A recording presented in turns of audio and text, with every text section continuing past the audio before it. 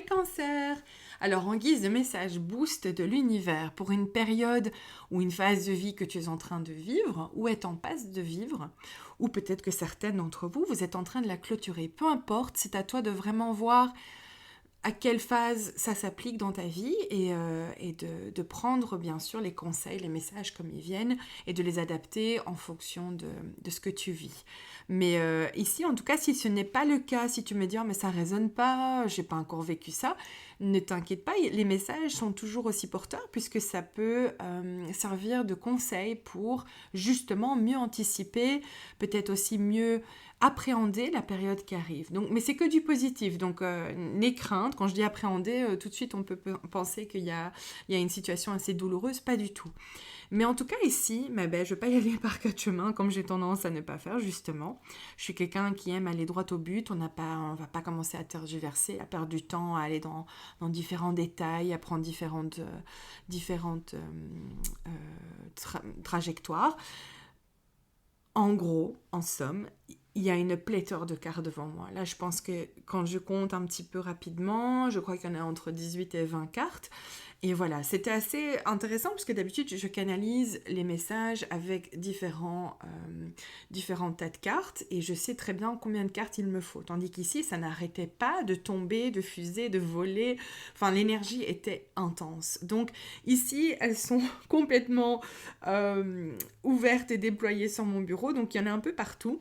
Donc j'essaye vraiment tant bien que mal de m'y retrouver, mais ça va. J'arrive à tisser une histoire quand même parce que je pense qu'il y a une belle histoire derrière tout ça. Donc voilà, ce qu'on m'a dit en tout cas, au moment où j'étais en train d'essayer de comprendre un peu le tirage, c'est qu'on m'a fait comprendre que le déploiement des cartes sur mon bureau, c'est finalement synonyme de ton déploiement, du déploiement de ton âme, de ton être, de ce déploiement d'elle aussi en tant que papillon, avec cette belle transformation que tu es en train de vivre ou est en passe de vivre. Tu es peut-être passé justement par une période un peu plus sombre où tu étais dans une chrysalide, où tu te sentais peut-être à l'étroit.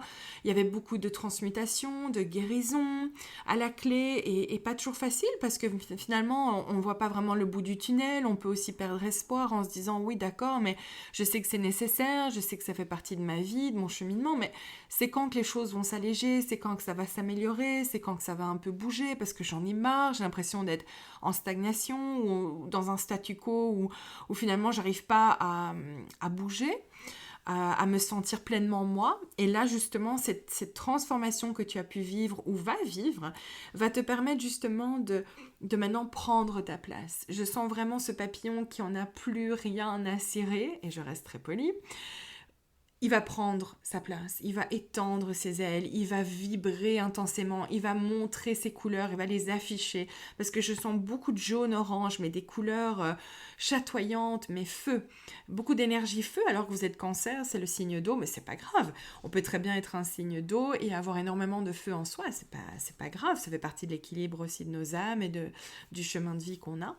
Et ici, je vois vraiment cette idée de c'est fini de m'écraser, c'est fini de me racrapoter, c'est fini de pas me montrer telle que je suis. J'en ai marre, je mérite rien que le meilleur dans cette vie, flûte quoi. Non.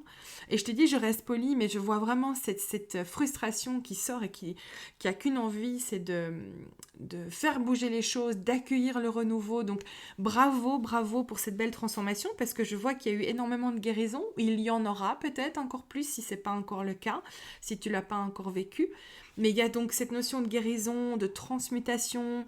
Il y a eu un peu une période peut-être où tu as été obligé de retourner dans une grotte d'introspection, où tu as dû te poser des questions qui n'étaient pas toujours confortables, peut-être aussi voir les choses en face, peser le pour et le contre, peut-être te replier un peu sur toi-même, te retrancher, être un peu plus dans la solitude pour essayer de justement comprendre les choses, mieux les cerner, mieux les guérir, mieux les alchimiser.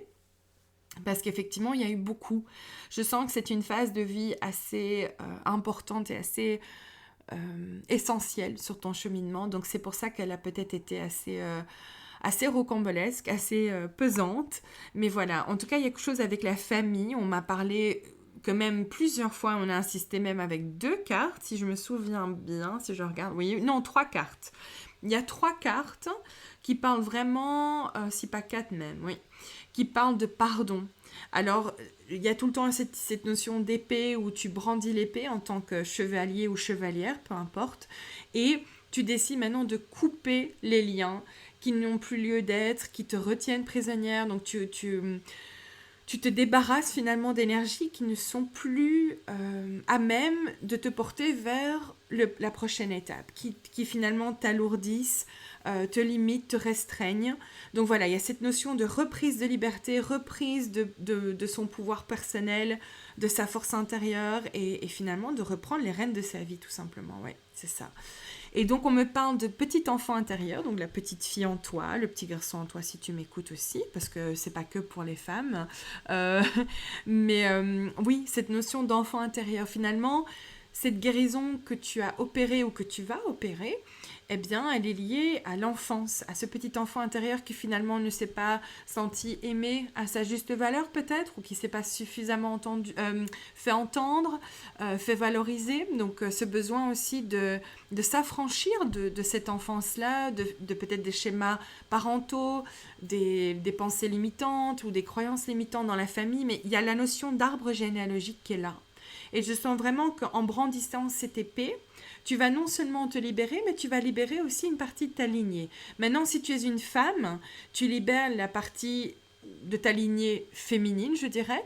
Et si tu es un homme qui écoute ceci, alors tu libères forcément la partie masculine de ta lignée. En reprenant ton pouvoir, en t'affranchissant comme ça, mais c'est... On sous-estime ça, mais c'est extrêmement puissant. Bien sûr, qui parle de pardon d'autrui, parle aussi du pardon vis-à-vis de toi-même. Donc se pardonner avant tout, pour moi c'est la clé, je le répète aussi à mes clientes, à mes coachés, peu importe aussi dans mon entourage, c'est très bien de pardonner autrui, de faire un exercice de pardon, un travail de pardon vis-à-vis de quelqu'un qui t'a blessé, trahi, ou voilà, s'il y a eu de la douleur occasionnée par quelqu'un d'autre à l'extérieur de toi. Mais le plus beau et le plus puissant pardon reste celui que tu t'accordes. C'est celui que tu te permets aussi de ressentir de l'intérieur. Parce que généralement, le pardon, oui, tu le ressens à l'intérieur de toi, parce que tu l'offres à l'extérieur, pour que tu fluidifies aussi le lien, pour qu'il n'y ait plus cette colère, cette limitation non plus. Mais le pardon vis-à-vis de toi-même, il est encore plus puissant. Et donc, en te pardonnant, tu pardonnes la petite fille intérieure, tu lui permets, ou le petit garçon intérieur, pardon, mais tu leur permets à tous les deux, finalement, de renouer avec qui ils sont, de se sentir aimés et d'être à leur juste place. Et pour moi, c'est là où tu vas voir que les choses vont commencer à bouger. On me parle de lâcher prise parce que l'univers t'a bien entendu. Tu as fait tes demandes, tu as prié, tu as fait ton travail ou tu es en passe de le faire. Et on voit, voilà, ta transformation, elle n'est pas passée inaperçue. Tu es protégé. Là aussi, il y a une répétition au niveau des cartes avec le mot protection. Et tu as une très belle carte que j'adore, c'est celle de la panthère noire, avec ses belles couleurs vertes, où on parle de protection parce que, oui, l'univers veille sur toi. Il a toujours veillé sur toi. Peut-être que tu as perdu espoir par rapport à ça, mais non, non, non, non, non. Et c'est justement dans les périodes sombres où on a tendance à croire que l'univers nous a oubliés, que Dieu nous a oubliés, la source ne nous voit pas, et qu'on est un peu seul au monde, mais pas du tout. Tu vas comprendre pourquoi et jusqu'à quel point tu as été protégé durant cette période-là ou durant toute ta vie, si tu as besoin aussi de retracer un petit peu certaines situations de vie voilà, qui se sont déroulées dans le passé.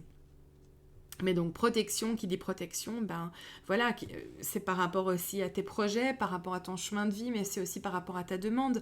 Je vois ici avec le valet de Pentacle, ou le valet de denier, où il y a cette nouvelle opportunité, il y a quelque chose qui est en train de germer.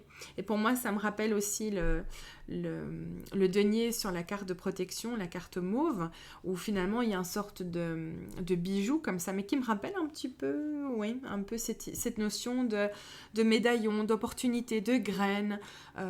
L'univers t'offre un cadeau. Je pense que là, avec tout ce que tu as vécu, tu vas être récompensé. Je te vois vraiment dans ce champ rempli de tournesols, tu es libre, tu étends tes bras, tu t'ouvres à la vie et tu dis c'est bon, le passé il est derrière moi, maintenant j'accueille l'abondance, j'accueille la joie, j'accueille la légèreté, je le mérite, c'est ce que je souhaite et que ce soit fait, tout simplement. Et donc, tu délaisses cette notion de lourdeur, de pardon qui est encore à faire. Donc cette idée d'être encore un peu attaché au passé, aux gens du passé, à ceux qui t'ont fait du mal. Je vois vraiment cette notion de perte, de chagrin, de lassitude, mais aussi parfois de vide, de manque, s'étioler, et là tu fais place à la chaleur, à la joie, comme j'ai dit, l'abondance. Et l'abondance, c'est pas que financier, c'est pas que monétaire, c'est pas que matériel, c'est aussi les sentiments, c'est la légèreté d'être, c'est les projets qui se mettent en place, c'est des nouvelles rencontres. En tout cas, on me dit ici, attendez-vous à un signe. Donc, sois à l'affût des synchronicités, reste avec ta vision qui, pour moi en tout cas, tu as un regard déjà assez éclairé. Je sens qu'au niveau du troisième œil, il y a déjà, pour certaines en tout cas, une très forte capacité à voir au-delà des apparences. Donc, continue vraiment à puiser dans ces capacités-là, parce que pour moi c'est très porteur, et puis tu vas pouvoir aussi avancer beaucoup plus vite. Donc lâche prise, tes demandes ont été entendues, ta transformation, ben voilà, l'univers en est témoin, donc tu seras récompensé. Et n'hésite pas non plus à prendre ta place, comme j'ai dit, mais aussi à communiquer les choses clairement. Le symbole notamment de la communication dans le monde animalier, c'est le dauphin.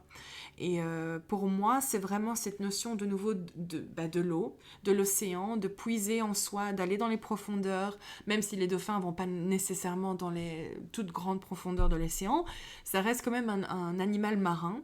Et pour moi, c'est important de maintenant t'exprimer. Tu es passé par beaucoup de choses, et le courage et l'audace de t'affranchir, mais aussi d'affranchir ta parole. Donc je sens que les choses vont commencer à se délier, notamment ta langue. Tu vas commencer à t'exprimer davantage, à prendre ta place.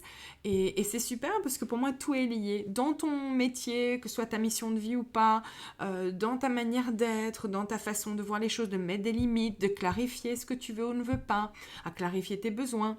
C'est que du bon en tout cas, ma belle. Donc je ne peux que te le souhaiter. Oui, il y a que du bon. Quand je vois toutes ces belles énergies, je suis là, mais c'est formidable, parce que finalement c'est ça qu'on veut pour l'humanité tout entière, c'est que la personne puisse s'aimer, prendre sa place, parce qu'on a tous et toutes notre place au sein de cette humanité, et au plus tu la prendras ta place, au mieux ce sera pour tes sœurs, tes frères, ta famille, ta lignée, et pour toi surtout.